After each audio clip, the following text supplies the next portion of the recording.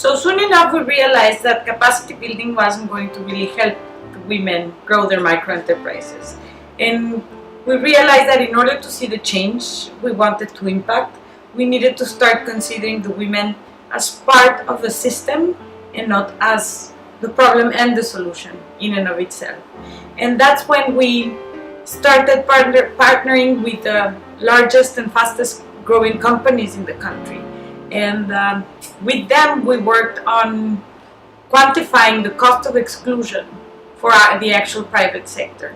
And it was when we started noticing in actual income statements that even large companies that are applying, apparently growing and doing well, are also suffering from the exclusion and from working in an environment where there's a lot of informality and where they have to compete sometimes in price with other micro enterprises that are not paying the same operating costs. That's when we started getting traction and getting companies engaged into becoming an active system player and active in the solution of really making sure that micro enterprises have an avenue to grow and to provide products and services that actually have a market.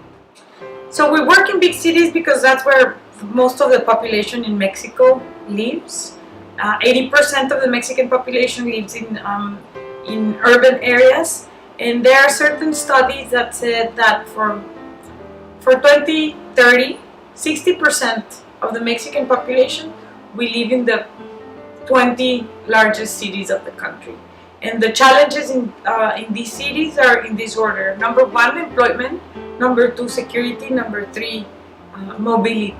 So we believe that by only addressing the number 1 challenge of the 20th largest cities in Mexico, we're actually addressing the biggest challenge of 60% of the population in Mexico. So we decided to start working with women because we wanted to work on local economic development. And it was actually by elimination and by understanding who were the biggest losers of capitalism and of rapid unplanned urban development that we realized that it was actually women that were the ones that cannot migrate once they become mothers, and they are the ones that actually hold the secret key to local development, because they are the ones that are in charge of passing on values, cultural norms, and they are the ones also that have the strongest capability of building social networks and local social capital. So I believe the most innovative aspect of the work we do is that now we don't just work with women. We're not training women, we work with systems. And we train entire systems, the key players of systems, business leaders, government officials, university researchers, students, social entrepreneurs, and women to develop a more comprehensive system where there's a place for women to thrive.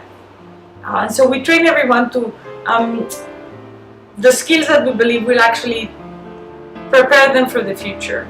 We train them how to use creative thinking, critical thinking, and collaboration to find and shape markets for women to be able to provide products and services that actually are needed locally, but where they can be successful and are not going to be competing in price with either machines or products that can be made at a cheaper price elsewhere.